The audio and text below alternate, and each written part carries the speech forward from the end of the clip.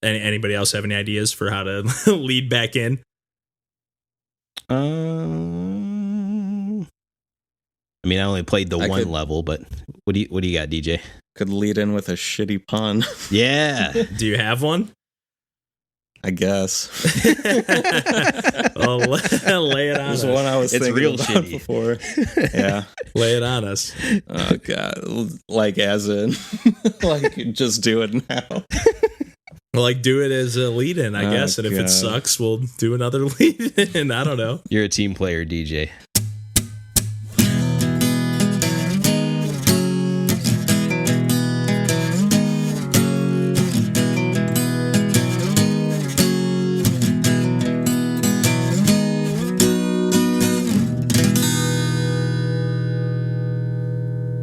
Hey everybody, welcome to Pursuing Pixels. This is episode number 14, and my name's Kevin Portelli. I'm here tonight with our hosts, DJ Mandolini. Hey. And Randall Nolery. Hey, everybody.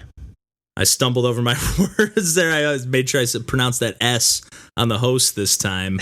I know I fumbled that, or a little silent S on the end there last time. Backpedal. Gave you a little lead-in introduction, DJ, this time. A little retro. I gotta make amends. But yeah, I think, well, actually, I had something I wanted to talk about real quick with you guys, because I finally got around, just randomly, I don't even know why, I was talking with our buddy Glenn the other day, I finally got around to watching that Sonic the Hedgehog movie trailer, and I'm not even going to talk about what Sonic looks like, you know, I already saw the pictures and stuff. Yeah. This is like months and months ago. But like just seeing like some of the scenes in the trailer and like Jim Carrey and the Gangster's Paradise. That's what made me watch the trailer. Like Glenn told me that they used Coolio's Gangster's Paradise. Sure I was did. like, what? Yep. And like for most of it, they didn't use any of the lyrics. So I was like, oh, maybe they're just like, I guess they're just going for that vibe of that song, even though it's such a memorable like beat or like little ditty, you know? Right. But it's hard to not, you know, just immediately think of that song. But when I think Sonic the Hedgehog, yeah. So it doesn't matter if they change what Sonic looks like. That movie is going to be garbage. There's no chance that it's going to be good. I mean, Jim Carrey's all right as I don't Dr. know. Robotnik or Eggman I don't know, man. I could see that working. I haven't seen Jim Carrey in anything good for a while. Yeah, but I haven't seen him in anything in a while. Now. You think they're going to pull top tier? Like, I think they did pretty well to get Jim Carrey. Yeah, I know, but it scares me a little bit. I was not impressed by his. I didn't think it fit. Didn't fit the vibe. Okay, but in the little snippets they showed in the trailer, the Sonic vibe. Yeah, or just the vibe of a good movie, I guess. It didn't have talking about a good movie vibe. Yeah, I guess I didn't really have any interest in seeing this movie, and I'm not going to see this movie regardless. I think I'll probably end up watching it, but not until it's free on some streaming service. I guess I should. Yeah, I should say. Yeah, if it was just sitting there on Netflix and I'm just like having a few beers and like, you know what? Yep. Sonic's free. Let's see how far we can get before we tap out. Yeah. Yeah.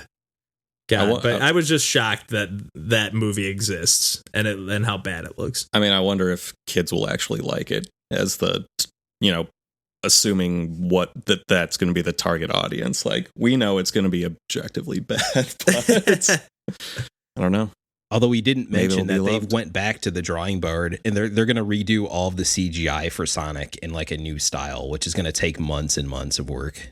Well, that's what I think I might have briefly touched on that because, yeah, I feel like for me, like I know everybody made a big stink about that, and it's cool. It is kind of cool, I guess, that they're redoing it, even though I kind of hate that fans think that they can just dictate what, like, just it is what it is. You know, if you want to make something different, then try to get a job working on the movie, I guess. I don't know.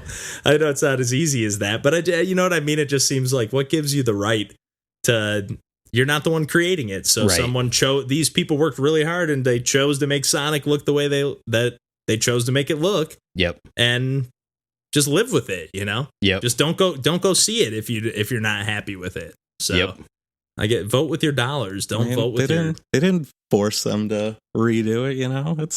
I think they did. They made like petitions and stuff. I mean, they didn't literally force, but it was like insane. Yeah. Yeah, but yeah. I just feel like it gets a little out of hand because there was something else. I think Bloodstain we talked about.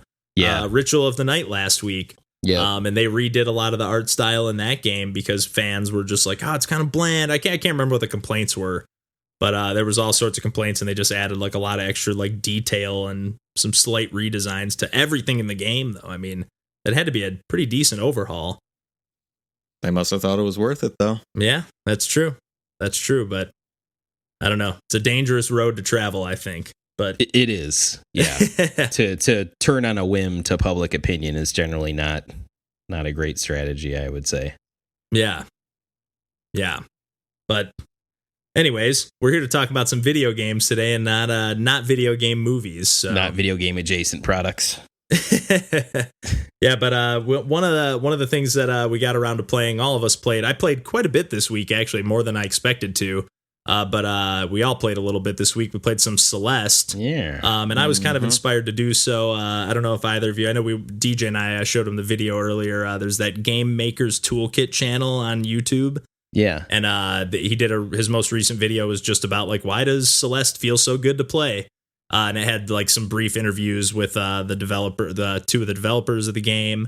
And just talking about some of like the little tweaks and like the different controls, and I think he even interviewed one of like the top speedrunners of the game for like, you know, some specific techniques and stuff like that.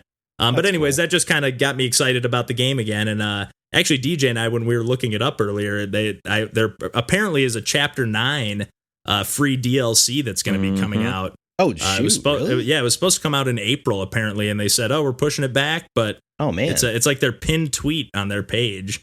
That's awesome. That's all the research we've done on. Yeah, that's more than I knew. Like, the same here. Great. Yeah, I had no idea. So and for what it's worth, I had just I'd beaten the main game, but I never finished like that very final 8th like core level.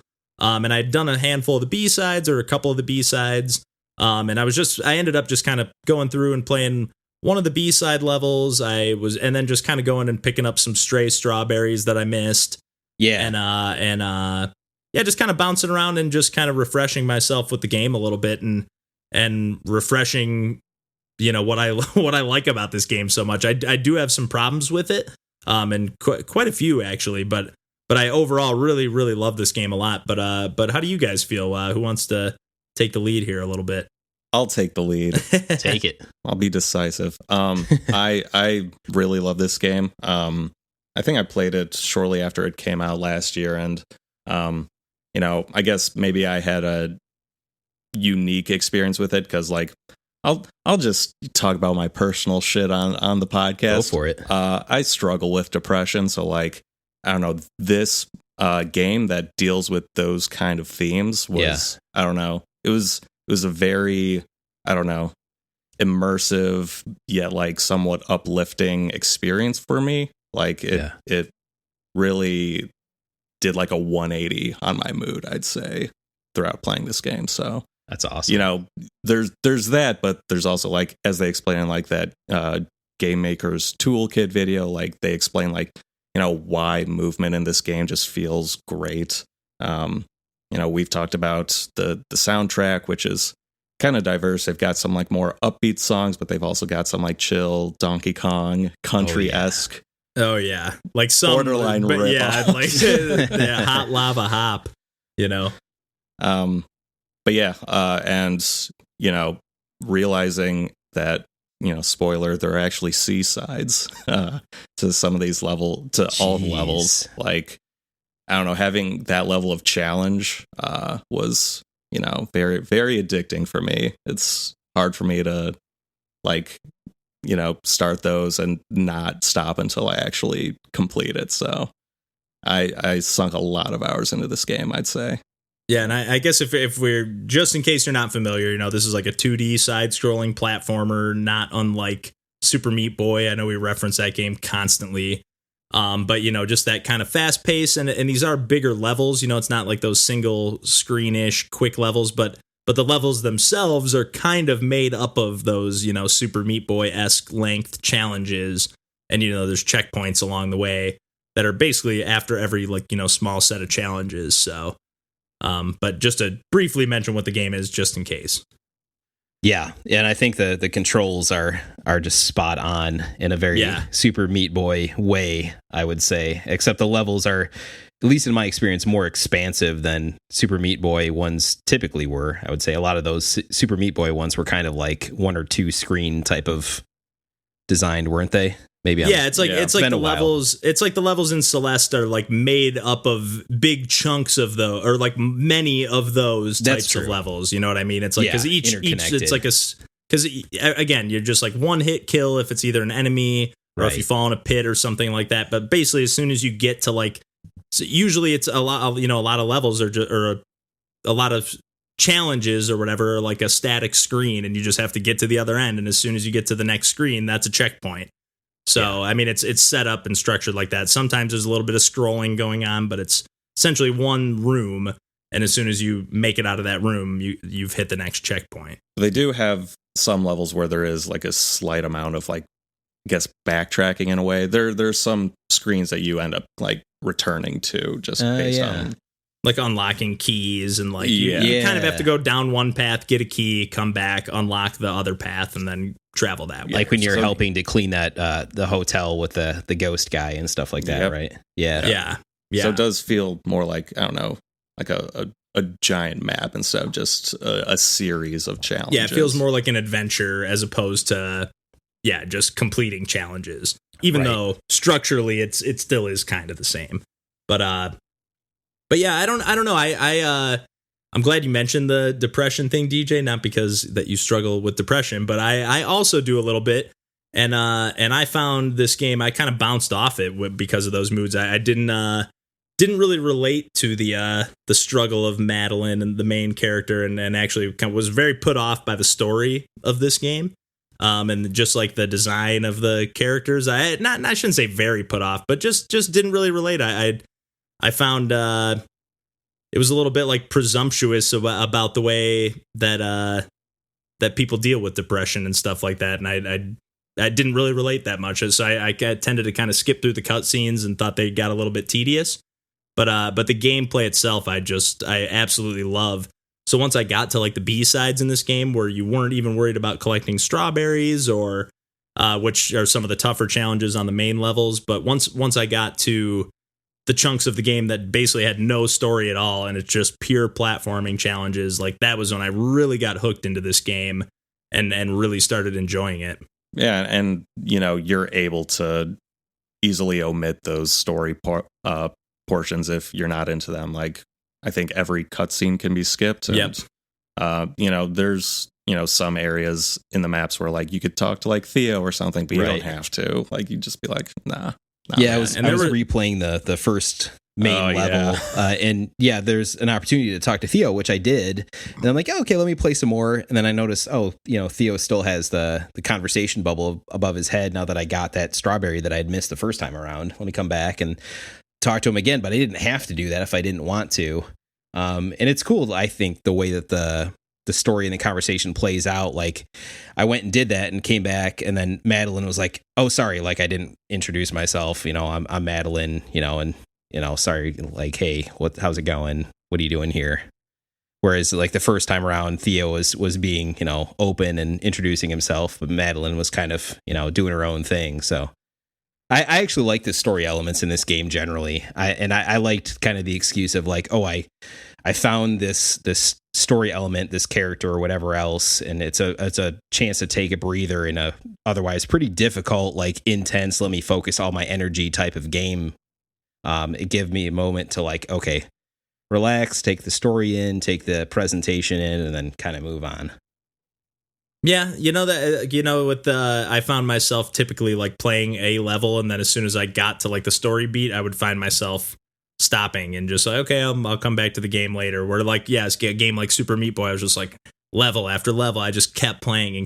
But yeah, that just, I don't know why, but it just kind of, I didn't really care for the art style of like I wouldn't even call them cutscenes, but they're just little like still frames after you beat a level, and just like the little character dialogue boxes, like it just like I don't even want to say that I didn't like it, but not a style that I cared for. But also, I felt like it really kind of juxtaposed the style of the game. Like I really liked the really minimalist pixel style, like the non-detailed, Madeline doesn't even have any detail to her face, it's just like a block. And I kind of wish the game like stuck a little bit more to that look. Yeah, but I guess if you're someone who values the story, like having a more, I don't know, detailed image, I don't know. It like reinforced it to me. It like brought it to life a little bit more when I saw it. Rather than having stills. A faceless block. Yeah, I see what you're saying. And this is definitely just preference on my end, But just it definitely was a part of the game that I didn't personally care for, but like you said, I was able to kind of breeze through that, and I didn't for the most part. Like I remember one scene where they were just like with Theo just talking to him forever, like at the end of, or is either at the very start of a level or at the end. But just when like you're on like a lift or something. I think so, and it's just like dialogue after it was just insane. I was like, I'm never even gonna play this game again. He's a chatty guy. Yeah, he is. He's from Seattle. He's got some things to say. but I really love how this game, continually builds. Madeline has like this one basic move set that you can jump, and then you can dash into one of any of the 8 directions and any of the octo directions, and and that's basically it. Your hair turns from red to blue, I think, when in midair, and then you can only replenish that by either landing on the ground or in midair if you collect these like green gems, or I guess this wouldn't be in midair, but sometimes you can hit like a spring that's on the wall or something like that to like replenish your jump. Yeah, they introduced like a gimmick into each level, and some of those let you replenish your jump, like the red bubbles that you burst out of. Oh, yeah. Yeah, and they're never, but I love that they're always like level design gimmicks. They're never like a new ability that Madeline gets. It's always like, they are in a way, but it's something in the environment. Like there's little pinball bumpers that like you have to hit at the perfect angle. Like you have to hit them just directly side on to get like launched all the way across the screen to make it, for the toughest jumps, or maybe to get that strawberry that's floating over there that's out of reach otherwise. Yeah, I prefer when your controls are simple and it's the world around you that's built more cleverly. Yes, definitely. Yeah, I like getting new power-ups and stuff in games as well, but yeah, I definitely like, because you can get so familiar with the movement mechanics of the game, and then by the end of the game, after playing some of the B-sides, and like I said, I went back and played the Chapter 8, the core, because I didn't have enough Crystal Hearts, I think, when I first got there, and we'll get to the Crystal Hearts in a minute. We'll get there. But I didn't have enough. I think you had to have 4 Crystal Hearts to open this 8th level, and I think I only had 3. And these are just kind of hidden, one in each level in the main game, at least. And so I didn't play that 8th level until now. But after playing some B-sides and some of these tougher strawberry challenges, I kind of just breezed through that 8th level. Not to say that it was tough, or not to say that it wasn't tough, but I felt like I just breezed through it because I'd been playing some of the tougher challenges in the game before that. But for anyone who doesn't know, the B-sides are like the harder versions of each level, and then the C-sides are even harder versions where there's only like 3 screens worth of challenge, but they're so hard that I wouldn't even want to attempt that. I was watching DJ play a couple of them earlier. You beat one of them, right? Yeah. And then the other one, you were pretty close too, but man, yeah, it just looked is that brutal. What that clip was? That was a C-side? That was a C-side. Oh, boy. Just brutal. Because like I said, even the A sides, or just the main campaign, they don't call them A sides, but even just the main campaign is super, super tough at times. I think my death count, and again, I have played some of the B-sides, but I think I'm at about like 3,500 deaths. Yeah. It like keeps like a total tally on the main screen, which isn't even fair. Yeah.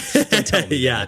But for whatever reason, it's another one of those that like you die and you immediately respawn and just keep trying it again. And there's something about like the challenge of like, you just keep perfecting, like you might have this string of challenges that like, you're struggling with the first hurdle or the second hurdle, and then you get those down. And like, by the time you have the whole room figured out, like you're almost speed running. You get that feeling like you're amazing at this game, even though, it may have taken you 25 tries to get through there. By the end, you still somehow feel like you did it on the first try somehow, you're still doing a lot of technically difficult stuff. Like a lot. Quick reactions. Like Very even if twitchy. you've got it memorized or whatever, like it's still hard to pull off. Yeah, and there are elements. It's mostly kind of not puzzle platformy, but I mean it is like very like specifically planned challenges. But there are occasionally like some sporadic enemies that are a little more,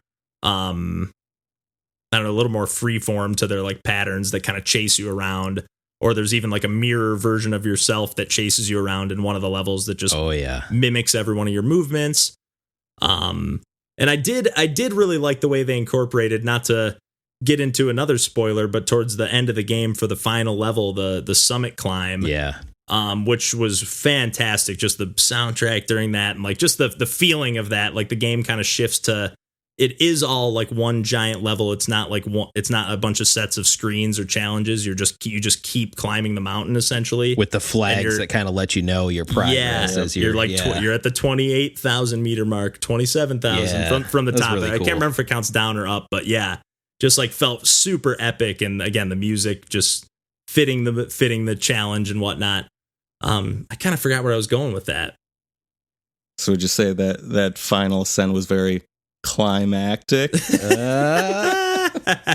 I would, and I don't know exactly where I was going with that thought, but yeah, I mean, I that final ascent was just fantastic.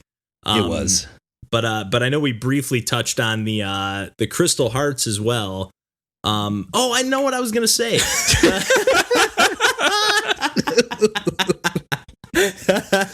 I'll find a way to chop around that. Great. But yeah, I was gonna say, like, I know I mentioned that I wasn't super. I was totally sidetracking. This is why it was not the point I was gonna make at all. But I know I mentioned not being super into the story and how it dealt with like depression and stuff. But I did really like how incorporated during that final ascent, how you throughout the course of the game, like you have that mirror version of yourself who's referred to as Battle-In throughout the game, who you encounter like a couple times. Never as like, I don't think it's like a boss battle per se, but you encounter her a few times, and it's just, you know, and I think Madeline will even refer to her like as like her dark self or something to that effect. But during that last level, you finally like figure out how to work together with your depression, and then with that, when you decide, or your depression, or what that's what this character essentially represents. And I did like how that in turn allowed you a second dash midair. So I did like how they kind of tied that into the story. Like, hey, you have to kind of like accept your depression or accept, the good and the bad, and like, exactly, and the part of you stronger. Exactly. So I thought that was kind of cool, even though, I was kind of bagging on the story earlier. I thought that was kind of a nice touch to bring it all together for the end. It made it like there's a reason for this to be in this game, I guess. It didn't just feel tacked on. But I know we briefly touched on the crystal hearts for a second. And while the strawberries in this game are kind of like meticulously placed, sometimes kind of hidden somewhat cheaply to me. They're like, there's no way I would have found this strawberry if I didn't look it up. But particularly with the crystal hearts, I feel that way. Big time, both for not only locating them in some cases, but locating them and then figuring out like some of these crystal hearts. I don't know. Have you found a bunch of them, Randall? No, I think I legit got one, I want to say. Yeah, I think I got 2 or 3 on my initial playthrough. Yeah. What about you, DJ? I think I got one legitimately and looked up the rest. Yeah, even on the very first level. Like, so for example, not to spoil this for anyone, but just for a fair warning, this game is, that's about a year old or more now. So, but you find this satellite, which is already relatively tough to find. Like, you got to find a couple hidden jumps and like through, I think you even have to kind of go through a hidden like block, almost like Yoshi's Island style, where you go through like an invisible wall. Nice. But you can, it's telegraphed a little bit. But then you find this satellite and it's like flashing a few different colors. And then there's like these birds flying around it in a cluster that are all different colors.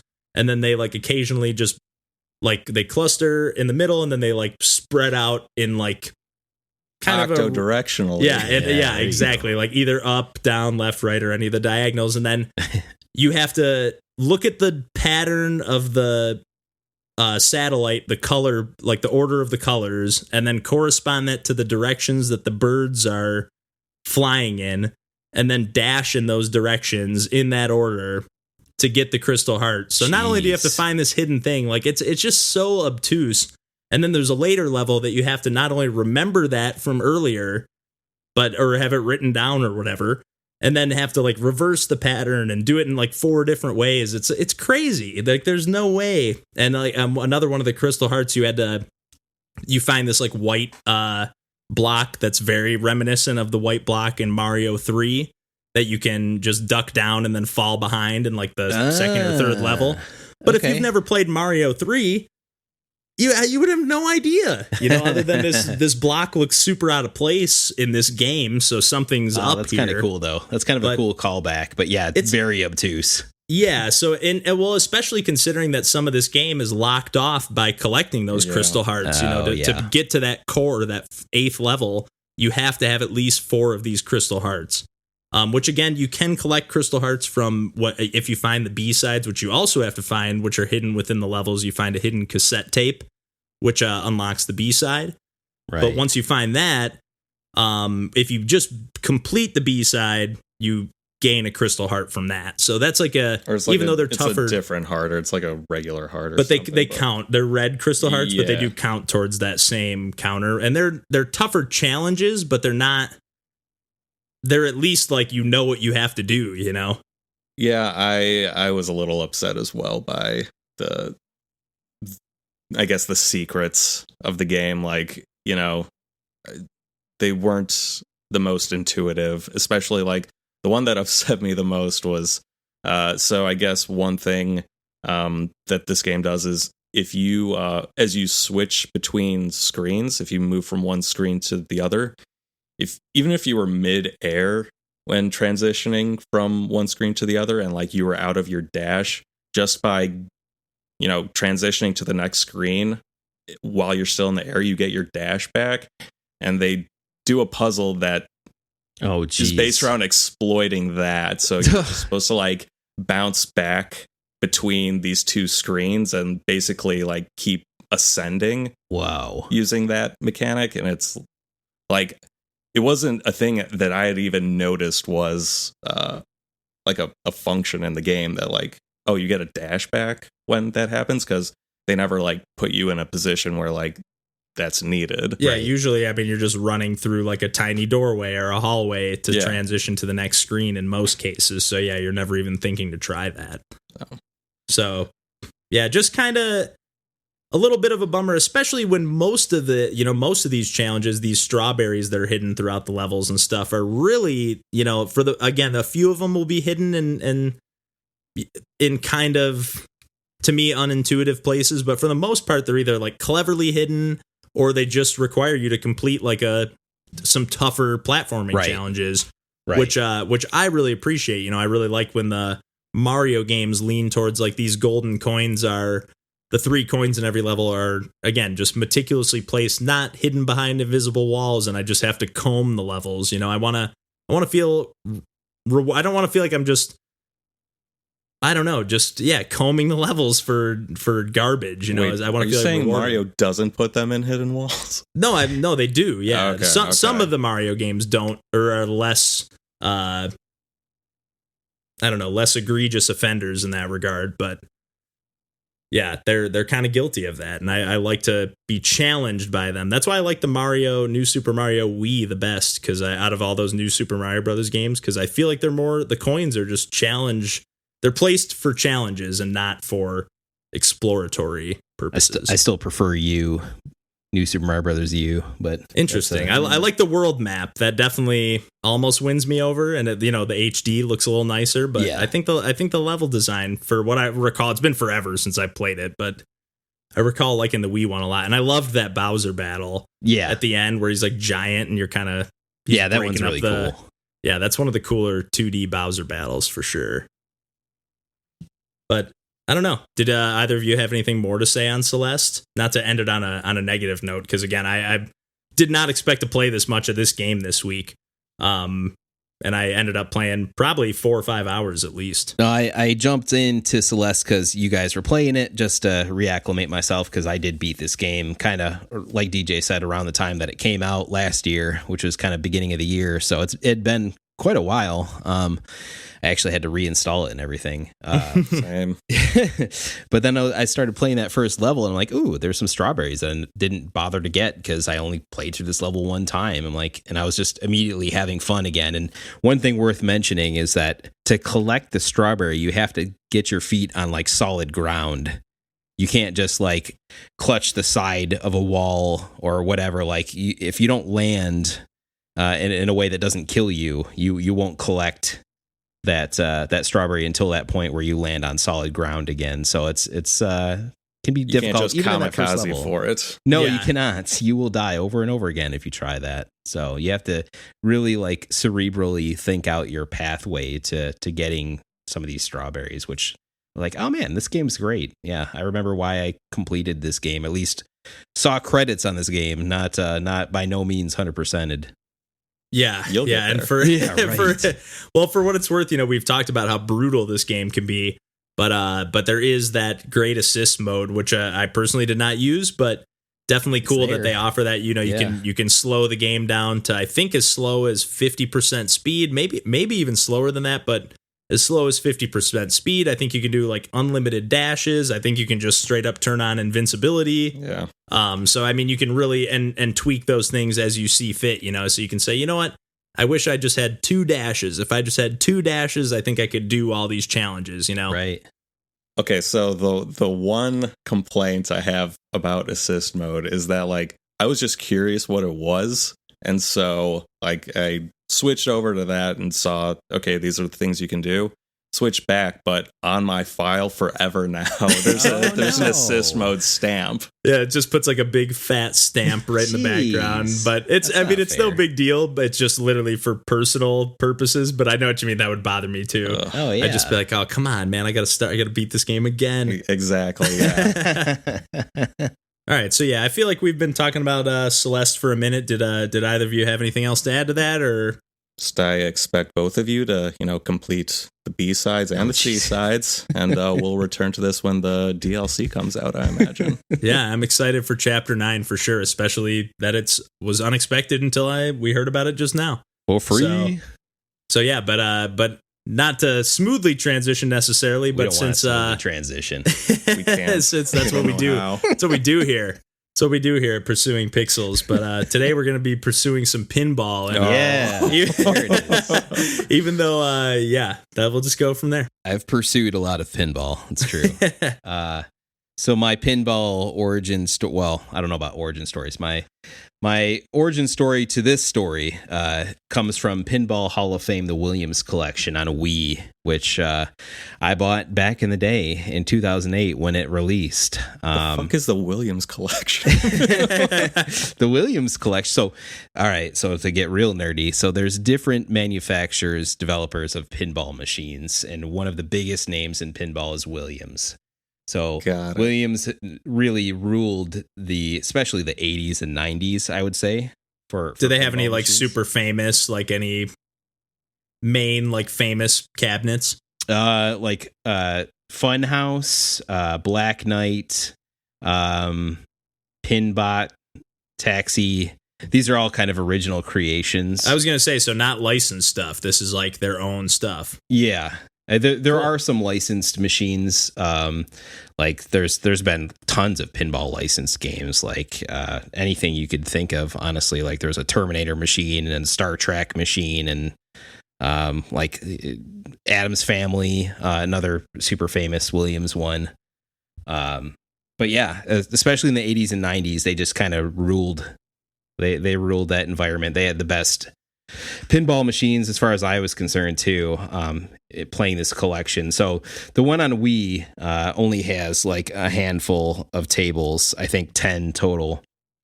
But really some of the best highlights of that era, and what really stands out, even though the Wii couldn't output HD, like it looks great, and this developer Farsight Studios just nails the feel, just like the physical tactile feel of pinball in a video game environment, which is not an easy thing to do.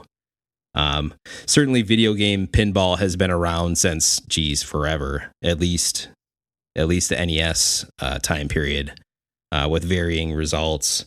but to get to a point where it feels that like legit, like you could play these games digitally and become familiarized with how the ball just hits off of certain, plungers and flippers or whatever, and get that same experience by like going to the bar and having that machine there and playing it. So it's really high quality stuff.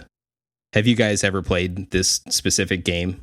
Not the Williams collection, unless potentially we maybe played it at your old apartment back Possibly. in the day, Randall. But yeah. I don't know. But I definitely remember like seeing it on the shelves when we worked at Best Buy. Oh yeah. And being this was I think a budget title for like $20 or something. Yeah, I think it was like 20, maybe 20, 30 bucks. Yeah. So which definitely something that I picked it up. Yeah, definitely something that kind of piqued my interest. Is like I do tend to like these like. I can get sucked into something that's just kind of like pick up and play, high score, chasing, just trying to beat my own scores. And especially I'm sure the Wii game doesn't have this, but if there's some kind of leaderboard, not that I'm trying to be number one, but just to see if I can climb a little bit. Totally. That's always pretty fun for me. But I don't think I've played this specific game, though I have played some of these Williams tables that you've mentioned, nice. at various arcade bars, and stuff in person. Nice. Barcades, I should say. Barcades, yes.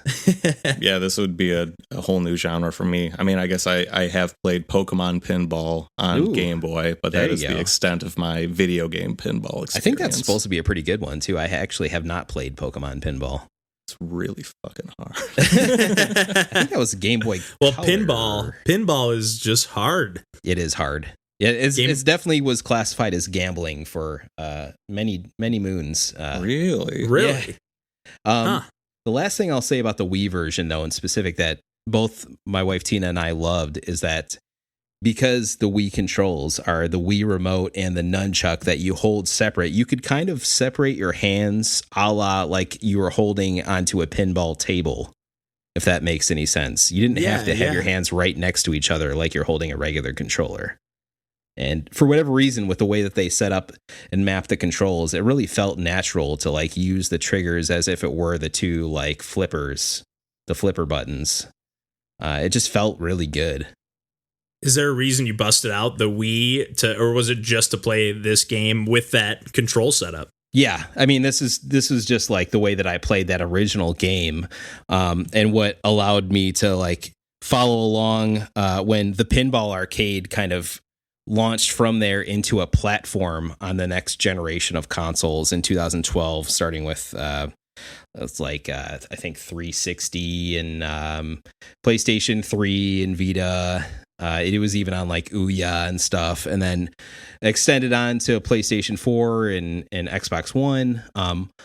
Originally, back in the day, I was desperately hoping and waiting for them to release this on Wii U. They had announced that they were going to release it on Wii U, and then it took years and years. It actually finally released in 2016, but it was missing features, so I didn't end up buying it on that platform, which is a bummer. And as we know, the Wii U was basically dead at that point anyway. Yeah. All of us being loving Wii U owners, but yeah, it had some issues. But all that being said, I was already like Pinball Arcade was massively on my radar because it's the same developer. It's basically just taking what they had built on the Wii and opening it up to more tables and just kind of an ongoing like platform that they could add DLC pinball tables to over time, right? And generally in like 3 or 4 packs. So didn't buy it on Wii U, but I was following it eagerly for a Switch release because I thought, I could get it on PS4 or Xbox One and it would look great, but I love to have stuff on Switch where I can just, take it on the go, or maybe I could do that split Joy-Cons thing, kind of like I was talking with the Wii controls. Yeah, that'd be kind of cool too, right? So it finally came out on Switch. I downloaded it and on day one and bought a few of the DLC packs. Little did I know until about a week later, they had pulled it back off of the eShop like entirely. And I managed to buy these tables in like a less than 24-hour window when it was available on Switch. Huh. Yeah. Do you know why they pulled them down? Or I think it was licensing rights for the Williams and Bally pinball machines. Okay. Where maybe they didn't talk to the right lawyers ahead of time to see what their rights were to release on the new platform. Because I think they were already in the process of potentially losing access to the rights to these tables. Okay. So, I was glad to have grabbed it at the time, although I felt bummed that I didn't spend more money because I was like, should I get pack 3 or not? It has these, I kind of like this stuff. I don't know. Maybe I'll wait a couple days and play these ones that I already bought. And like, son of a bitch, like that was my window. I should have just sprung for more, but it's easy to look back and think that. Yeah, but, well, at least you snagged it. How many tables do you have? Geez. Like total? Yeah, it's a bunch. I didn't count them, but I probably have like 30 or 40 on that Switch version. So still, like I'm whining about it that I didn't get more, but yeah, I got a pretty good cross selection of tables to play from, and it's got the Tate mode stuff in the Switch version, which is really cool. Oh, cool! Yeah, go didn't vertical. Even think about that. Though, unfortunately, in the Pinball arcade, it only Tate modes in one orientation and not both. So when you put it in the flip grip, the Switch, it kind of anticipates like a certain vertical mode. And when you do that with the Pinball arcade, it's upside down because you can't put the flip grip, you can't put the Switch in the flip grip both ways, right? So it only clicks in one direction. Gotcha. So, unfortunately, they have not patched that in. The Pinball Arcade still exists, but now that it's lost those Bally and Williams tables, it's kind of a shell of its former self. It only has these Gottlieb tables, which Gottlieb was more of a big deal in like the 70s and 80s, so they're a little bit more simple, I guess, as pinball machines. And there's still some fun to be had there, but they're not top tier, so it's a little disappointing. But I'll carry that over to Stern. So this Farsight Studios also made this Stern Pinball Arcade, which is just another developer manufacturer of pinball machines, Stern, which still makes pinball machines to this day. And a lot of modern barcades, if they have pinball machines, they'll probably have Stern ones because they're easier to get a hold of. And they'll have kind of newer licenses like, say, The Walking Dead or... I was going to say, I've seen like Stranger Things and stuff like that. Yep. You have a couple different modern manufacturers, and there's Stern and Jersey Jack are kind of the big ones these days. But those pinball machines still aren't cheap. You're talking like $7,000 to get started in one of those suckers. Jeez. Damn. A lot of times more for special editions, but that's a whole different digression. But they didn't know you're getting a history lesson here on pinball machines today. Pursuing pinball. So, so the Stern Pinball Arcade was another release, like separate from the regular Pinball Arcade, that also was on Switch. They made a physical version. I bought it clearanced out at GameStop just so I could have those ones forever. So that's another set of 10. There's a modern Star Trek one based on the relaunch movies that came out, at least 5 years at this point. However long ago that was. Kevin, you're a bigger Star Trek guy than I am. You're talking about the J.J. Abrams. Yeah. I actually haven't seen any of those. But really? Yeah, that might be even a decade now, to be honest. It might be, yeah. It was a while ago. But that's actually a pretty good pinball machine. But yeah, glad to own that. It's got all the same Tate mode, same controls, same positives. But finally, the last pinball game I'll talk about, and where those Bally and Williams licenses went to, was Pinball FX3. So by Zen Studios. So Pinball FX has been around for a long time, since by like 360 days or prior. And they've generally been more of the less kind of hardcore like simulation pinball and more kind of like arcadey video gamey pinball, like a lot of other kind of retro pinball stuff, where you're getting a lot of like the graphical effects and stuff that you would never be able to do with an actual pinball machine, right? Where stuff's kind of popping out of the table and all kinds of zany effects are happening. But so recently they got the Williams and Bally license, and they've started to release Williams packs, these 3 packs. And in order to cater to weird fans like me, they've allowed for like a classic mode where you can turn off all the special graphical effects and just play a version that feels like the actual pinball machine. And they've done a pretty good job. I think I still prefer the feel and the physics of the Pinball Arcade versus Pinball FX3. But I'll say that Pinball FX3 has come a long way that way. And I'm glad that they're putting out these new table packs so that it's not a completely lost thing. So more to talk about there. They're still releasing new packs to this day. So as that stuff comes out, I might update y'all. Yeah, I'm definitely, like I said, I like chasing those high scores. So. And that's I'm definitely, specifically in Pinball FX3, the leaderboard stuff is really good. They've got like friend leaderboards and then global leaderboards and a lot of like a lot of UI stuff that you can change and everything else. So it's much more of like a modern interface than the Pinball Arcade stuff was.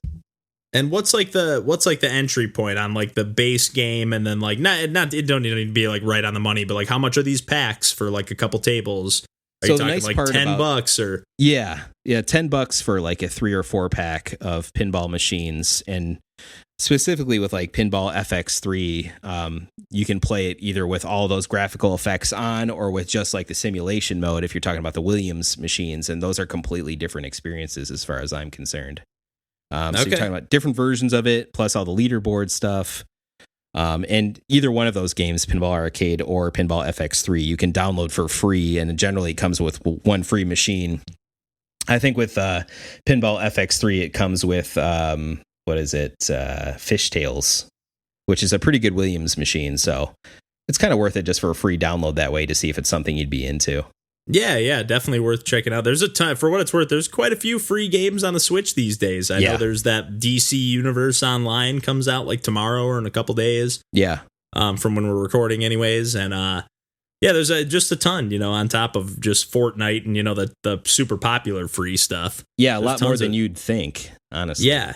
And nice to like, it's essentially a demo basically, but hey, yeah, if you're like, hey, this feels pretty spot on to the pinball mechanics, like you said, that is tough to nail.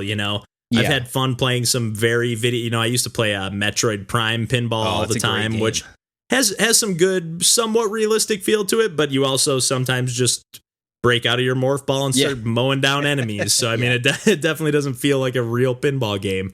It's a good game though, generally speaking. Yeah, no, it's awesome. Yeah, I think that's I really like that game. Yeah, video game pinball. With that kind of merges both a traditional pinball feel and like the video game elements in a pretty good way. I was gonna say I really like how they like utilize the different input mechanics you have, or different inputs you have to like let you do more than just move some flippers. Right. So and I'll say in all these pinball games I talked about, the menu and UI stuff is pretty rough in different ways, but once you get through and get to the actual pinball games, there's a lot of fun to be had. Okay, nice. Well, you feel good to wrap it up there? Totally. Cool. What else have you been playing this week, DJ? Well, we talked about it a little bit last week, but I've been plowing through Duke of Defense, which is a tower defense game that was on sale in the eShop. I don't know if it's still on sale, but I think we all grabbed it, right? Yeah, for $3. So, I think we gave it some pretty high praise from like the, maybe hour or so that we spent on it. But, I'd say that, I did beat the game, and it was maybe like 5 hours ish total. Okay. That I put in. But, I was very, very similar to Randall, how you were saying when you would, be thinking about certain games when you're not playing them. That was kind of my experience with Duke of Defense. Oh boy, I just nice. Picture like a bunch of like ogres, going down this path to my castle, and me trying to just mow them down with my towers. Right. Going down my sidewalk, just picturing it. Yeah. And yeah, I think we were touching on like we really enjoyed the soundtrack to this game, and I'd say it carries throughout. Soundtrack is just like, man, that first intro like menu music is just wow. It's a banger. Very kicking. Yeah. It's a banger, yeah. And does it keep up? I know we mentioned last week like every level had a new song. It keeps up. I don't remember, like I'm pretty sure each level has a unique track. But enough variety to where you weren't like, oh, this song again. And definitely there are like different, like, types of areas. Like, we were doing like these foresty ones. Like there's, eventually you go to like these ice levels, and those are totally different. And then there's like a desert area. So like, the music is, a little bit tailored towards each section. So there's definitely a lot of variety.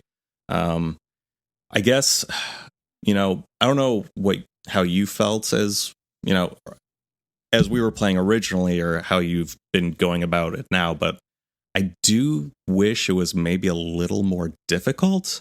I almost feel like I can just build the most basic towers, and as long as I upgrade them and I'm just diligent about collecting coins, I didn't have too much difficulty like planning things out until like the later levels. Like it does ramp up at the end, and you just get like overwhelmed. And like that was kind of cool. I just wish I had felt that more throughout. What have you guys felt with your limited experience so far? I only played that day when you and I played before we recorded the last episode. And I did, I remember feeling like it was relatively easy, but then I remember watching you play that one level after you and I played and thinking like, oh, man, this looks way tougher with only one person. So yeah. That was the only thought I had in that regard, was just like, oh, it looks like it'd be a lot tougher playing by yourself. But yeah, there's definitely a real dilemma where it's like, do I upgrade my tower, or like, am I gonna try running after all these coins from these dead enemies? Because like, you don't just automatically get the money, you also have to collect it, right? And try to like slash at things as they get too close to your home base, and you're like, no, stop. I don't take away more of my hearts. And I definitely started feeling that way more and more. I only made it through, I think, the second like world of 3 levels or whatever in time for the pod. But even then there was some swarms, some waves that got through in decent part. I'm like, son of a gun, like feeling a little frantic and trying to figure out like what my best course of action is here. And I mean, I managed to complete those levels, but I did not perfect them. Right. And I did appreciate how they introduced enemies who were like, weak to certain things or more resistant to certain towers. Like, there are these, there's some ogres in like a lot of armor, and like bombs don't really do much to them, but like the arrow towers are what really are able to get to them. Or vice versa, like there are some skeleton enemies where like arrows don't do shit to them, and you got to bomb the hell out of them. Yeah. So there are elements that they introduced, but I never really felt truly like, oh, I need to like restart this level until the end. And that's not like a statement on me being good. It's just well, I don't know about that. Man, DJ. Shut up. But sorry, were you perfecting these levels? No damage. No, do you think the difficulty maybe comes from that? Just like, okay, I want to beat this level without taking any damage to my castle, because that's how I usually interpret these games. And I didn't realize until after that, like, the percentage that they give you, like you've gone this percentage through the game, like that also takes into account how many levels you have like gone without getting damaged. So, even though I've like beaten all the levels, I'm still at like 91% or something because I haven't been perfecting them. And, the idea of doing that sounds really difficult because sounds really frustrating. There's some levels where like the first wave, it's just like, I'll just go about being like, okay, like I'll take a few hits, but I'll like upgrade these towers to make them really powerful so that like the later waves will be easy. But like if I have to make sure nothing gets by. Yeah, it does seem like there's some of them that maybe like that first wave, like because you have a limited amount of coins right at the beginning or whatever, you haven't killed any enemies to collect more. It's almost like maybe there's like 1 or 2 specific solutions, like that if you don't put an arrow tower right here, you won't have a chance. Right on this curve or whatever, and then start slashing at guys as they come through that curve and don't die or whatever. Right. Yeah. So I do feel like maybe there's a little bit of that, but yeah. I've been wondering if it would be a good idea or not to like, have the enemies be randomized, I guess, like because they do definitely have like a set loadout per level. Like, you know, in this wave, you'll get this many of this and they'll come at this time. I wonder if it would work well to have somewhat random, like, so you just have to be prepared for anything, or if like these levels are too based around like you knowing what you need to prepare for at certain points. I don't know. It's just feels like that could be a cool mode, even if it is like preset generally. I'd be curious to play a mode like that where it is just totally randomized, especially if you like know the game language of the game completely. You've got all the towers unlocked. I'd like to play something like that where it is randomized.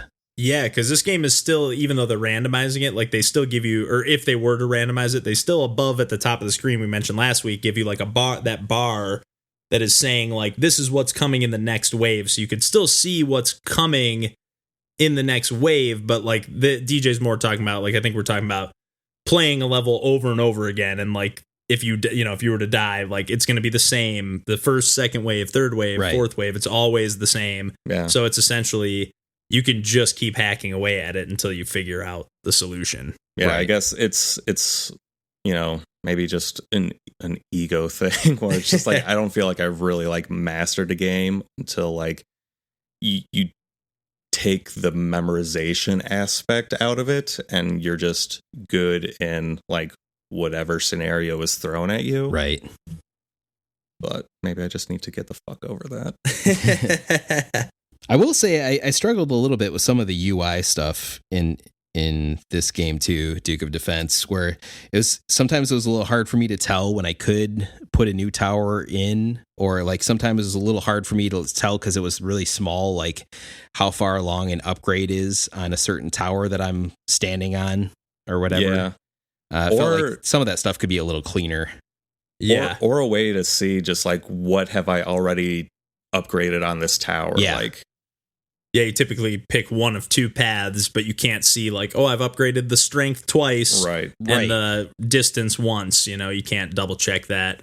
And yeah, I think we mentioned last week too, like no matter what, like player 1, player 2, like your UI pops up on your side of the screen no matter where your character's at. So yeah, that's sort of odd as well. So I think a little bit of lacking on the polish in some small regards, but still shines in a lot of others to me. Totally. Yeah. Just another small thing is like you had a pretty good idea. It's like if you know you want to improve the range, it'd be nice if they kind of showed you where the range would be expanded to if you wanted that. Like, so I don't know. Yeah, I guess it doesn't do that, does it? Or no. even with the strength, you know, let you know, is it 20% stronger? Yeah. Is it double strength? Is it, you know? Right. Yeah. And like, you know, some of the towers have like slowing effects, and it's like, does improving the strength also improve the efficacy of, you know, those? Yeah. Or does it affect every single enemy? Does it slow them all down if it hits them? Or is it a chance thing? Or, right. You know? I mean, I'd say these are somewhat nitpicky and don't reflect, you know, the enjoyment overall that we have. Yeah, I mean, you played through the game, so yeah. and I intend to definitely play more of this. But yeah. I only played the little bit we played together. But yeah, I definitely intend to play some more on my own. So I'm glad more tower defense games are still being made. That's for sure. Yeah, they're fun for sure, and especially. Go ahead. I was gonna say I need to play a lot more because I think my only experience with those have been like the custom games that people would make for Warcraft 3. Those winter mall maps. Yeah. Well, to touch on what you were talking about with the procedurally generated stuff, DJ, and I definitely agree with you on that front. I've still been playing a bunch of Eagle Island this week. It's it has like that small. I've talked about it a couple previous weeks, and it's got that somewhat of a Metroidvania overworld map that you like. Now that I've played a little bit more, I've almost had like 2 moments that have seemed like they could have been an ending to a game. Like I knew I wasn't at the end based on like all the monster logs and stuff like that. But like as the game has opened up, the overworld has expanded even more than I realized, and like I'm getting new abilities. So at first, I think I've mentioned before, like you have your little owl that flies around that you can throw an attack with. And I've had a few different like feathers that I've collected, so now I can shoot like a bomb feather, or my owl like will explode when it attacks, or one that will like kind of chain and combo through enemies, or one that will freeze enemies. But now that I'm beating more levels, I'm actually unlocking new abilities for my character. So now I have like a double jump, or I can swim underwater, which I think I mentioned before in a previous episode. Like there's sometimes like chests underwater that I can't get to. So now I can get to those. Nice. And I think there was one more. Oh yeah, I can do like a charge shot just like with my regular owl, but I can hold it down and like break through certain walls now. And it's not really like the levels, you know, again, they're all procedurally generated, and all these new abilities are doing is like expanding the level design possibilities of the game. You know, it still feels pretty much the same to play. In a lot of ways, but even though it's opening up these new abilities to you, but it's just opening up like new, it's making the game not get stale, you know, where like by the time, you know, for me with a game like Dead Cells or something like that, like by the time I'm even to the later levels in that game or the later stages in a run, it just starts getting a little bit redundant where like this is like, as I keep plugging along, and again, like each level in itself is almost like its own mini little roguelike game, where it's like has like its own set of enemies and environment and this and that, and then you beat that level, and then you get some new ability that lets you unlock the next area of the overworld, which then leads you to the next level. And it just I've really just been enjoying the pacing of this game a ton. You know, it still has a little bit of some small technical issues, like it'll stutter from time to time, but it's never like caused me to die in the middle of a battle or anything like that. And just really well done pixel art, great music, more atmospheric. The sound design's really great, like all the sound effects and the just little like UI effects and stuff like that. I just really am enjoying this game, and still seems like there's a lot more. You know, it's like I kind of had even the last like little tease, even though I knew I wasn't done, I was like, oh man, am I beating this game? Is like maybe all the rest of the stuff just like extra stuff? And it was like, oh no, this game just broke wide open again for a second time. So really, really cool. And especially for something that like I don't get out of a roguelite very often. It's usually, you know, I did get a little bit, and I know I've compared this game to Moonlighter a little bit, and both in like graphical style and just overall presentation, but even a little bit like you're getting invested because you're going on these runs, but you're collecting things in Moonlighter. And then you're collecting things from the dungeon to bring back and sell in your shop. So you feel like a little more connected to the world. And I'm feeling kind of similarly in a different way, or for different reasons, but feeling really connected to this world in Eagle Island, where, you know, when I'm firing up Dead Cells, I'm just playing it to play it. I'm not playing it because I love being there. Right. And Eagle Island, like I'm really sucked into this. I don't know. It's been a long time since I've really been like you've both said now, I'm thinking about this game when I'm not playing it. That's a big deal. Yeah. That's really cool. How many hours do you think you're in so far at this point then? I think I'm a little over 8. I'm about 8 and a half. Nice. And I would say each run, like a level where I'm at now, like they're definitely starting to get a little bit longer. I've beaten 6 levels, and it looks like there's 10 total, I think. Maybe 12. Actually. Levels are big then. Jeez. But they're pretty long. But I'm talking though, these levels, like sometimes like level 1, I've maybe done like 30 runs of that level before I beat the level. So like, but the level that itself probably takes between 10 to 20 minutes. Now I'm getting closer to where they're probably taking closer to 20 minutes. They're like a little more convoluted. Right. You have to go like collect a key from one end of the map and bring it all the way back to the other end and unlock a door, you know, so, and you can fast travel a little bit. But yeah, just having a lot of fun, still playing a ton of this game, and still gonna keep playing more, and not just because I'm hooked, you know, there's just still more to this game. That's awesome. Pretty excited to keep digging in. I'm jealous. I need to buy that game. Yeah, it is a little bit on the steep side at $20. I wouldn't say I'd be mad if I paid $20 for it. But I did buy it with one. I had like an Amazon $20 worth of credit, so I just bought it with that. Right. So I essentially got it for what felt like free to me, even though I got that money from spending a bunch of money at a shitty company. Rewards cards, baby. But yeah, but why don't we throw the ball back in your court, Randall? I got no transition here, but I know you've been playing a little more retro stuff, although not of the pinball variety. Yeah, so more competitive puzzlers. I thought the audience would be interested in hearing more about competitive puzzlers. So pinball and competitive puzzlers. We're doing this for the audience. Yeah, for the audience. You're for number one shop for these type of niche products. But I'm going to talk about Pokemon Puzzle League, which came out on Nintendo 64.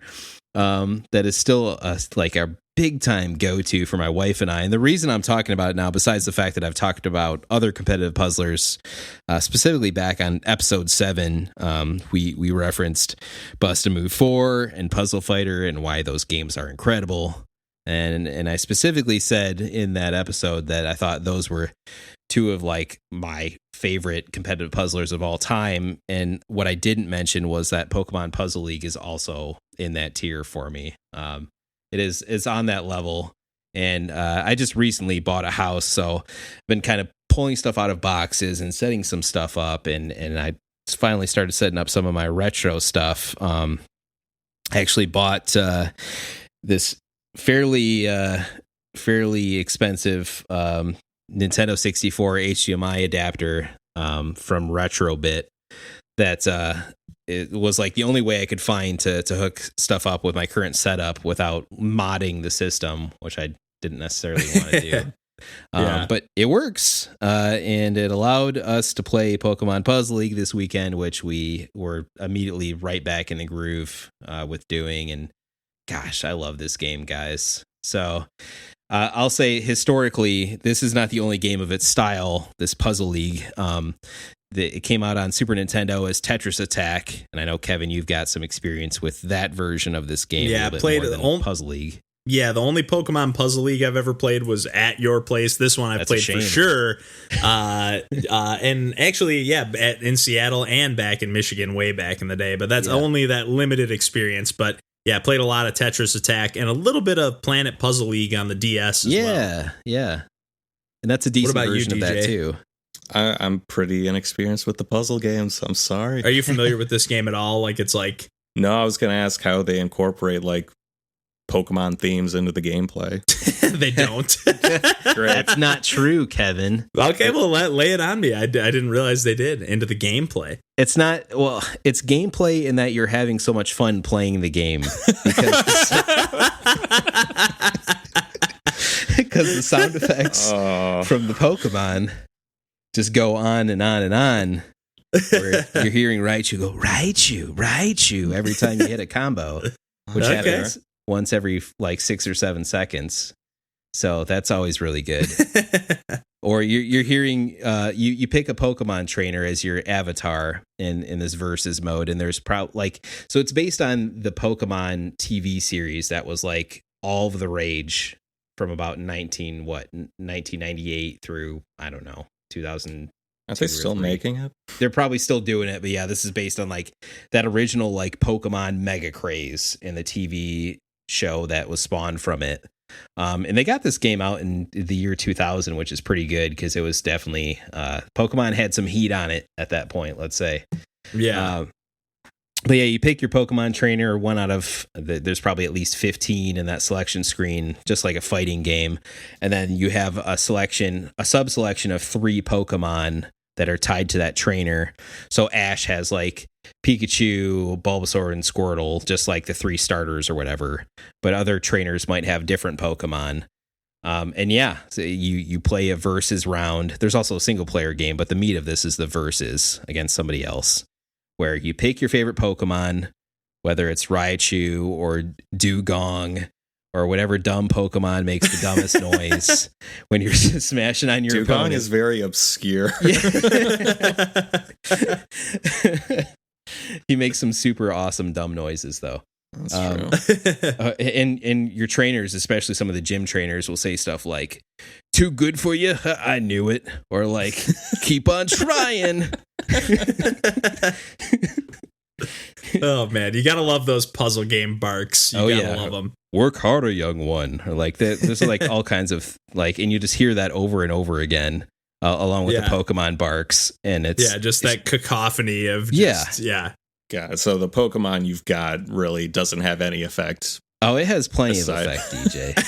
You're not hearing me here. I mean, I'm doubting you after your last. Do they affect anything at all? Like in regards, like if you have a water Pokemon, are you getting more blue bricks to break or anything like that? That would be cool, but no, it does not work that way in my experience. No, so both players kind of start with the same board, of like preset tiles of the different like Pokemon symbols or whatever, and ultimately your goal is to match. Technically, if you match 3 on a board by like switching these pieces, it erases those and it kind of falls, like the blocks above it fall down.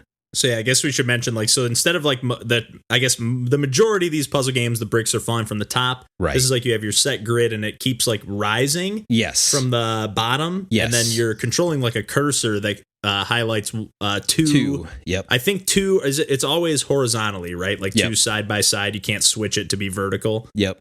Correct. But yeah, so always horizontally, and then you literally just click A or whatever button, and then it just swaps those 2 tiles, and that's all you can do. You can move that cursor around and swap tiles. Yep. And then you can make combos of, I think the highest combo you can get is a 5, right? Of a single line is 5, but the next level of mechanics beyond that are when you've made 3 to 5 out of a line, either horizontally or vertically, that which causes a drop of the things that were above that, and then if there's a 3 or more, it starts a 1x combo, and then if it does it again based on things that drop, it's a 2x combo, and then the Pokemon are getting more and more hype, which causes correct, which causes a drop onto your enemy of garbage onto the top of them, and if their garbage at the top of the screen reaches a certain point, they lose.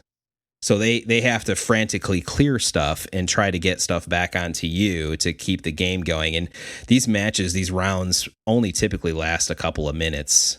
Sometimes a lot less if someone's really just snowballing somebody else, or sometimes more into 3 minutes on if it's an epic match. But yeah, they're really not that long. It's always all right, one more, let's go.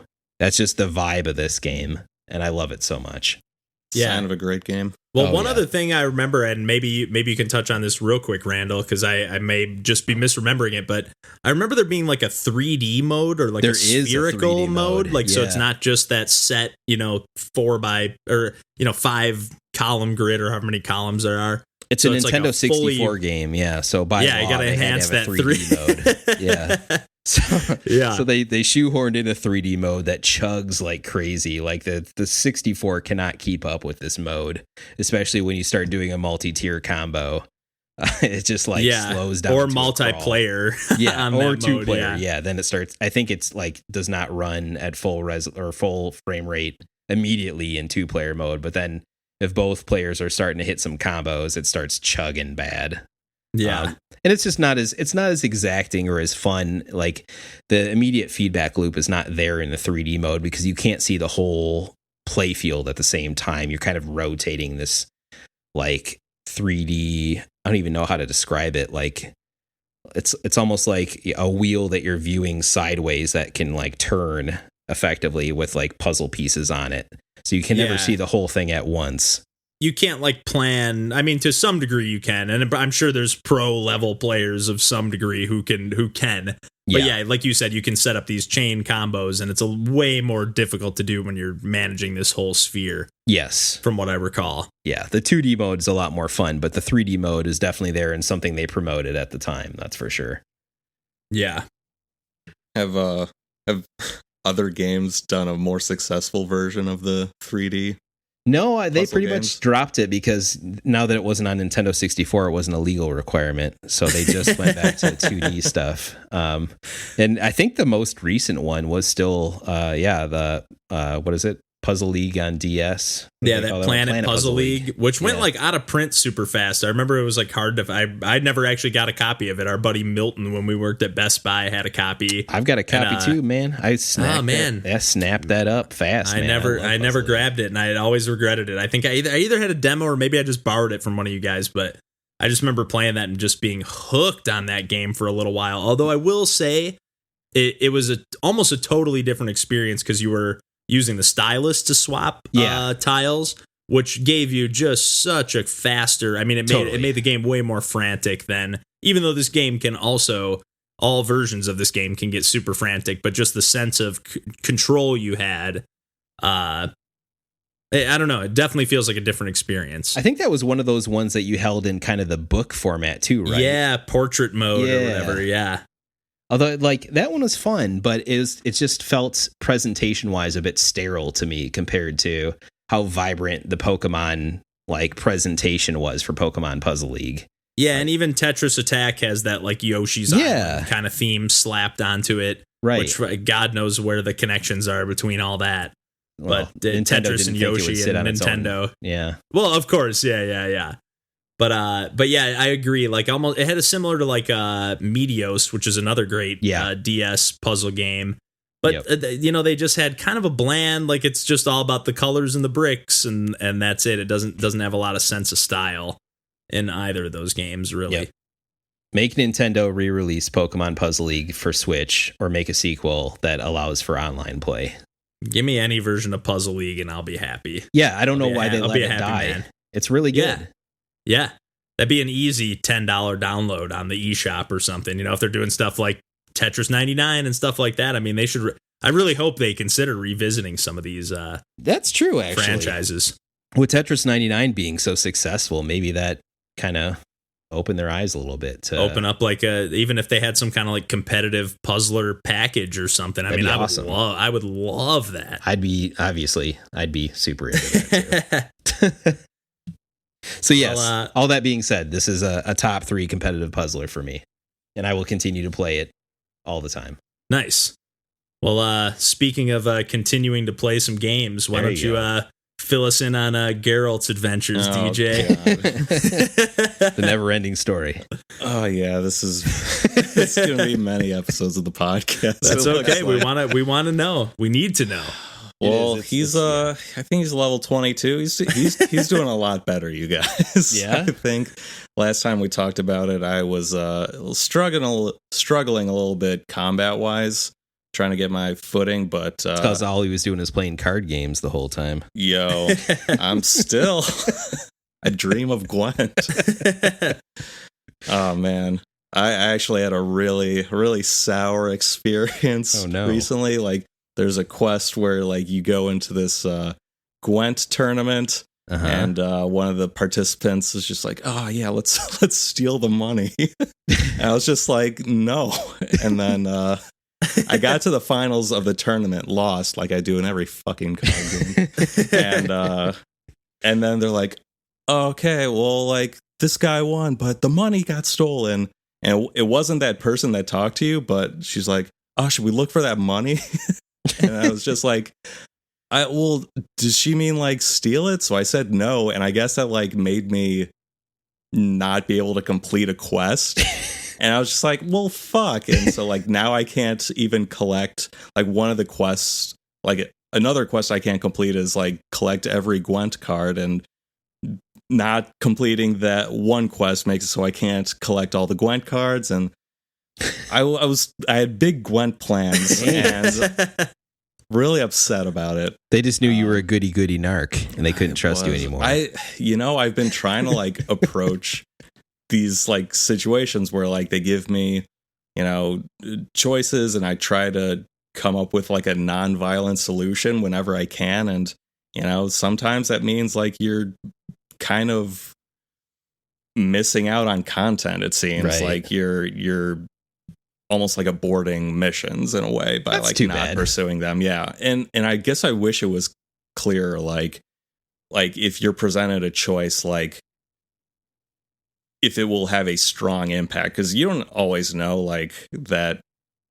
it'll be directly resulting in like whether you can pursue a quest or not. So right. I guess if there was a way to make that more clear, I would be less frustrated and able to forgive myself. Well, also a little bit of a bummer that they're like closing off stuff based on you being a good guy. Yeah. Like I don't want to kill these innocent people. Yeah, right? but I guess if I don't want to kill the people, then maybe I shouldn't be doing the quest. You know? So fair enough. The game does seem to be big enough with or without all the quests. Yeah. Like Lord knows I wouldn't be doing them all. Yeah, I mean, I went into this thinking like, okay, I'm just gonna.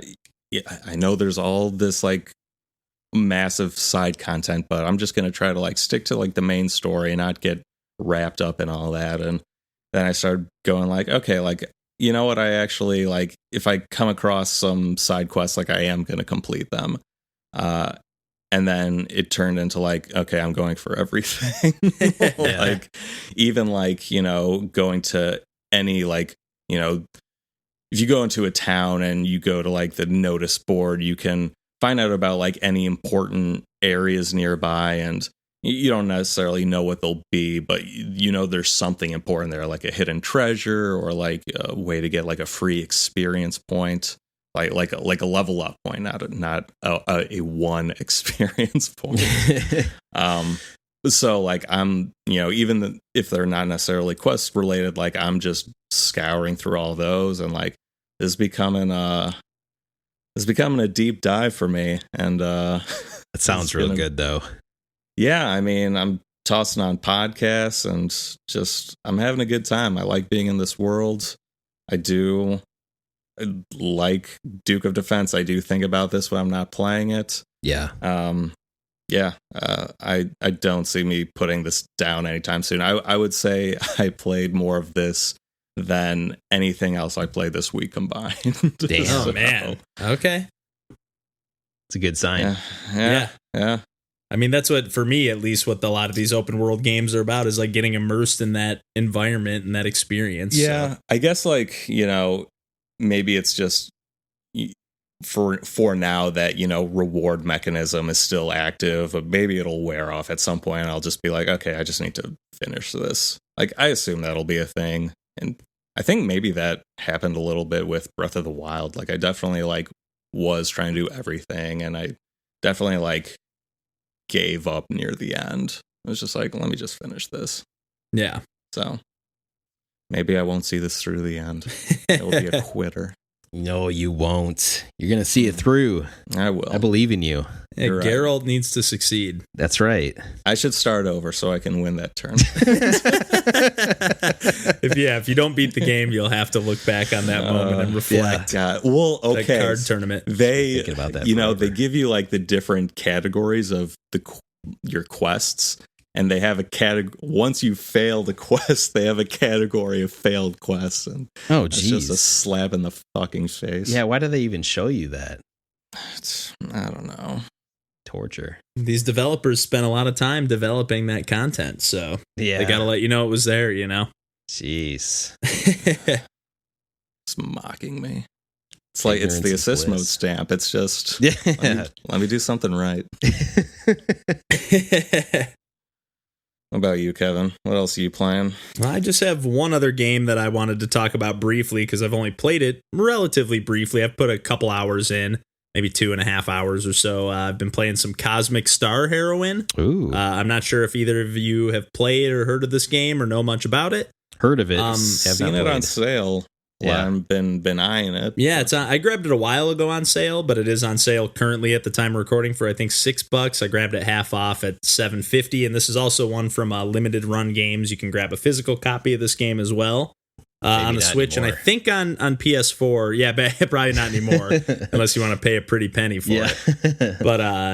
But yeah, I mean it's you know, I'm not a huge it's a turn-based RPG.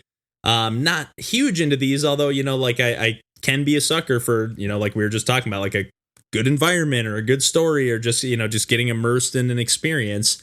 And at a cheap price, I figured, you know what, I'll give this game a try. I do like the art style, and I like the kind of sci-fi theme as opposed to like a fantasy theme, which tends to be much more common in the RPG world. And I did see, like, from the little bit of trailers and stuff that I saw and the little bit I looked into this game before I picked it up.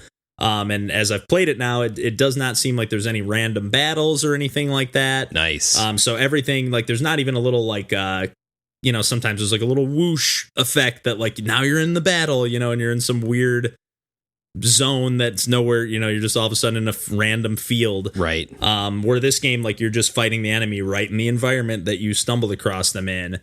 A la Chrono Trigger, then. Yeah, very, very similar to that. Yeah. And the battle system's pretty cool. I mean, it's, you know, it's turn-based. You get, you have, like, each character. Right now I have 3 different characters. It looks like there's quite a few different ones you can unlock, and I think only have 3 in your party at a time, I think. But I do like, I've played maybe like what seemed like the first level of this game. I did like the tutorial, and then I started out at this like mission base, and then they sent me on a mission. I went and did the mission, and then I finished it. And then it seems like they sent me back to my base, which is pretty cool. You know, it's not like this huge giant map you have to explore. It seems like it's going to be potentially broken up into like, oh, here's this level. Okay, now go on this mission. It's kind of structured more like you're part of this like agency, you know? Okay. Which I kind of, it feels a little more manageable for me. You know, you're managing your different items and weapons, and you know, you're picking up all this different stuff. But at the same time, you don't necessarily have to manage like, where am I going next? Where it's pretty well pathed for you, which that at least for me is a perk. Really yeah. Good.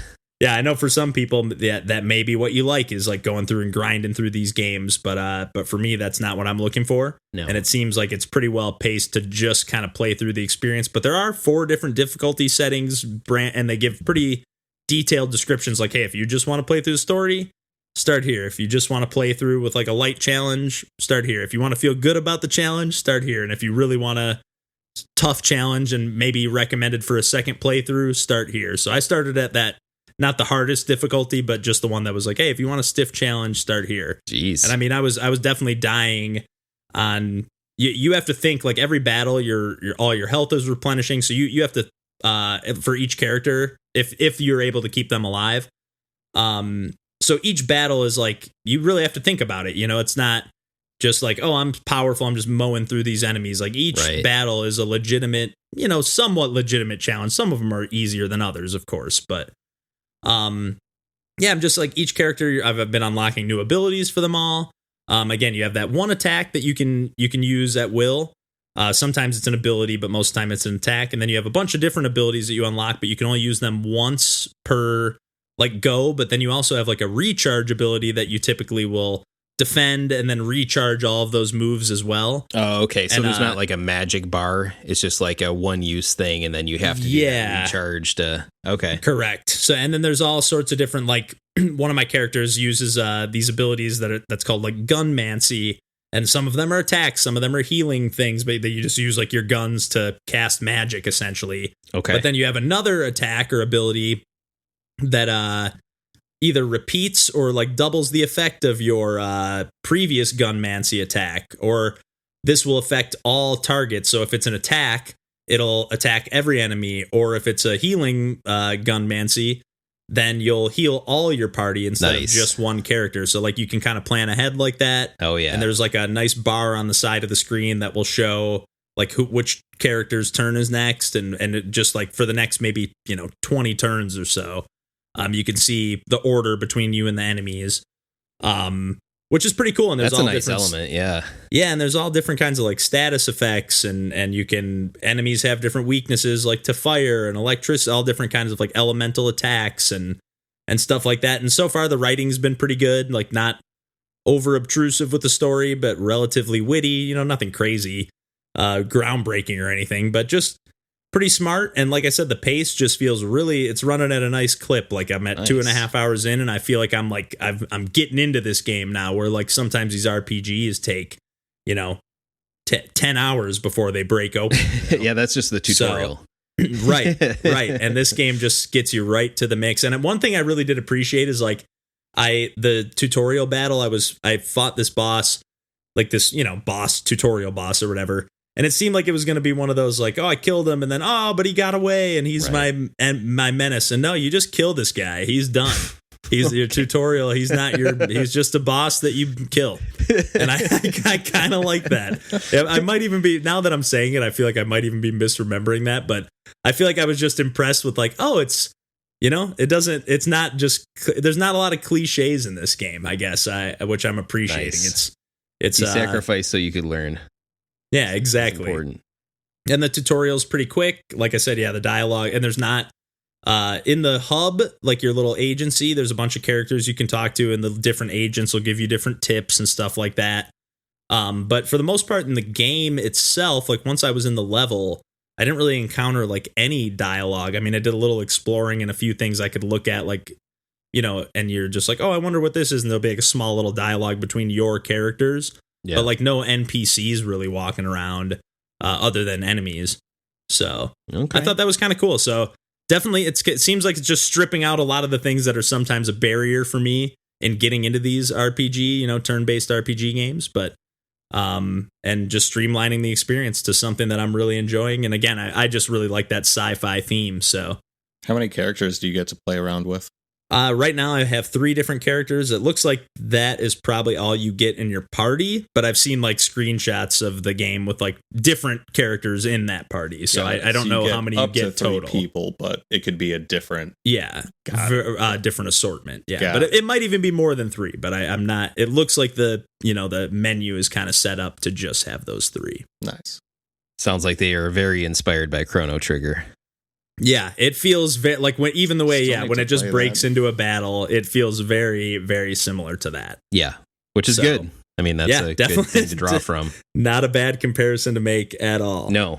Does that game age well? I feel like I need to play it because it is like a classic. I actually played almost all the way through the DS re-release of Chrono Trigger. It's probably like 5 or 6 years ago at this point. And I mean, I almost made it all the way through. So I mean, that's worth something as far as I'm concerned, because I don't tend to beat very many games.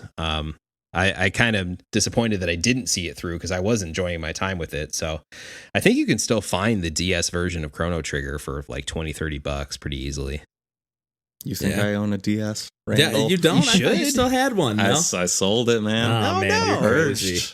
I think I still have an extra one he can borrow, and I have Chrono Trigger DS, so you can borrow that too. No, I can't. The DS library is so good, man. I love it. It's great. It's great. And especially if you have a 3DS and you can play both libraries, totally. That's just fantastic. Yep. I think I was just an idiot with my DSs. Like I got them just for like Pokemon games and didn't use them beyond that. So just like complete waste of money. I mean, there was a lot of trash to wade through for whatever it was worth. I mean, they were putting out anything on the DS, like all these crazy. Same with the Wii. Just just these like kind of chintzy party games, mini games. But that doesn't detract from how many good games are on both of those platforms. No, but I just feel like for somebody like if you weren't like, we worked at Best Buy at the time, so we'd see all these cool games coming in.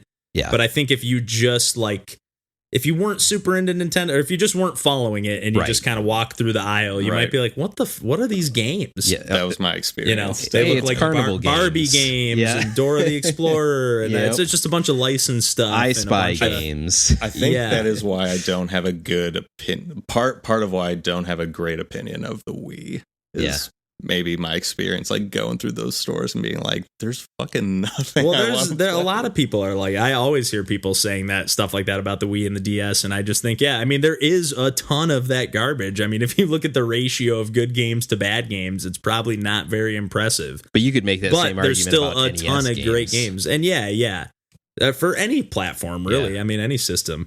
Yeah. So especially Steam, look at all the garbage that's on Steam. So.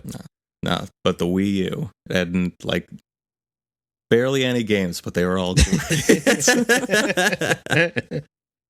And yet you're trying to pawn that off too. Get out of here. Get out of here. I mean, they're just going to re-release everything on Switch. That does seem to be the case. Yes. That does seem to be the case. Yes, it does. Well, Randall, I know we kind of shorted out a little bit on the NBA talk last week. I know you and John were getting into it a little bit, and I know we want to save a deeper dive into some basketball talk. Oh yeah, I'm gonna save it. We for can bring him back, but my dude John Hines understands me and where I'm coming from, where you guys just don't. Unfortunately, I'm sorry. But yeah, you were. I guess not, but I know you were saying that you've put 90 hours into this NBA 2K19 already. I really did. NBA 2K90, I think, is the new name of the game. But I'm sorry, but NBA 2K90s. But yeah, I just need to know, like, what keeps you coming back? Is there anything more to what you've described to us in previous episodes? Is there something that is keeping you hooked on this? Is there anything good about this? Do the Pokemon have any purpose? I wish. That's what I'm talking about. Waiting for that Space Jam 2 game to come out. That'd be kind of a cross between those two ideas. Yeah, that would do something. Yeah, there probably will be one too. No, with NBA 2K19 still playing the GM mode, my Blake Griffin-led Pistons are deep into the playoffs now. We've made it to the conference finals. We secured the number 1 overall seed. Got to rest some players. They weren't so happy about that, so I had to pep talk them back up.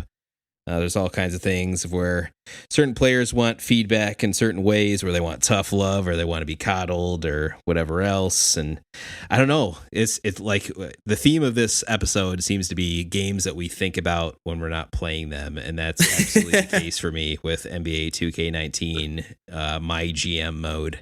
I'm thinking like, how can I make my team better? Like, we may win the championship here, but even then, like going into year 3, I've still got this first round pick that I traded for. Maybe we could get a little bit better with our center play. Like maybe I could trade for a younger guy. Like how can I improve my starting 5? How can I improve my bench depth with players that matter so that I can rest my best guys a little bit more so they're fresh every game?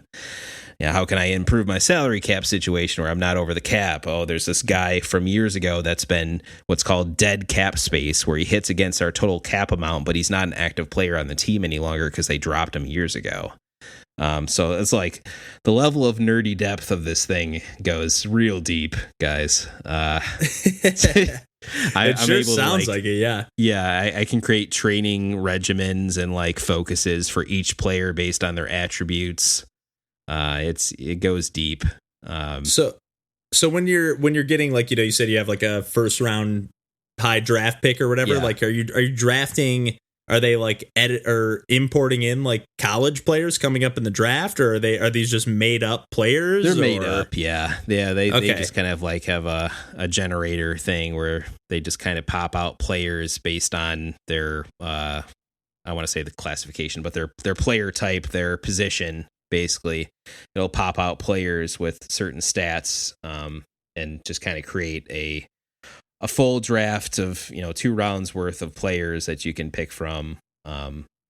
We'll see how good my draft position is. I had to trade away my original Detroit Pistons first round and second round picks, but that's okay because as the most successful team in the league this year with the best record, the likelihood that I would have a good pick would be very, very low. I would end up more than likely being like the 30th overall pick, which is not necessarily great.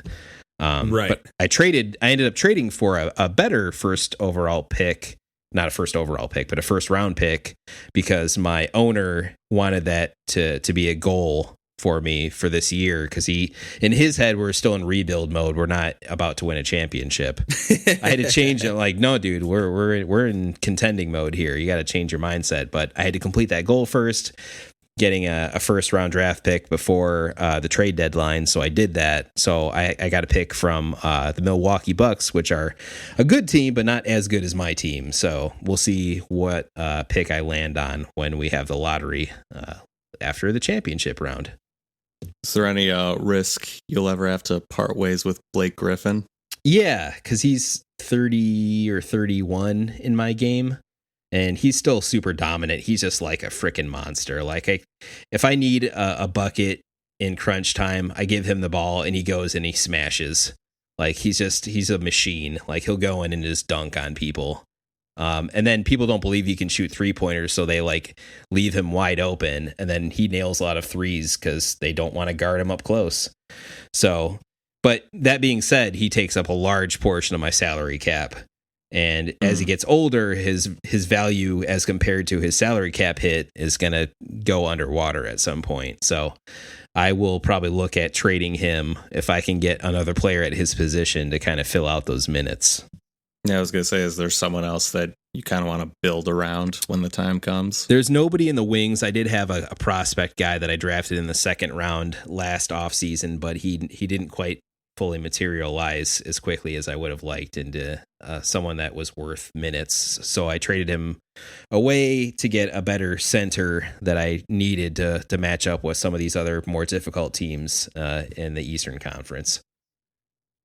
Yeah, as somebody who follows basketball quite a bit like you do, like do you find that breaks the experience at all, like these drafting these randos that are just kind of generated into the game? Or maybe over time it will a little bit more, but as of now, still the vast majority of players that are like being brought up or I'm playing against are still real players. So it's not too much yet. No, I wouldn't say. And especially because I don't follow college that much. It like you might as well use the actual college names or not to me, and I wouldn't typically know the difference. Right, unless it's like Zion Williams or like the top prospect. Yeah, exactly. Otherwise, I would have no idea if it was real or not. Right. So besides the fact that the player faces aren't actual photographs at that point, they're like in-game model faces that don't necessarily look that good in the profile pictures. But right. But yes, all that to say, I am severely addicted, and I thought, like, I'll win the championship this year in year 2, and I'll be done with it. And now I'm thinking, oh, what about year 3? Like, I've got all these players locked up. So for another go at it, what am I going to do next time around? So more to come. All right, so we're running a little long this week, so I'm feeling pretty good to wrap it up there if you guys are. It wasn't long to me. Well, time flies when we're having fun, I guess. But yeah, this is Pursuing Pixels. This has been episode number 14. Thanks for listening. You can find us on the internet at pursuingpixels.com, Twitter, Instagram, elsewhere on the internet. And also for the month of August, we mentioned last week, we're going to be playing through, or not necessarily through. I don't know if we're going to finish the game. I guess DJ probably will. Yeah, but for the rest of us mortals, we'll be playing. We'll be playing some Into the Breach. Yes. But very excited to dig into this game. I haven't started it yet, but another roguelite and another strategy game. So this is 2 avenues that I've been exploring a lot lately. So heck yeah. Heck yes. Cool. Well, yeah, I guess we can wrap it up there, and we'll catch you all next week. Take care. Take care. Goodbye, everybody.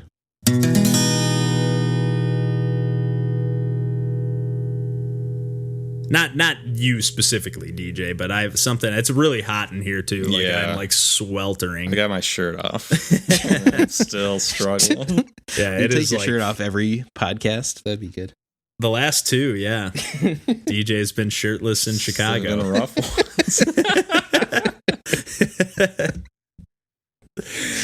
Oh man.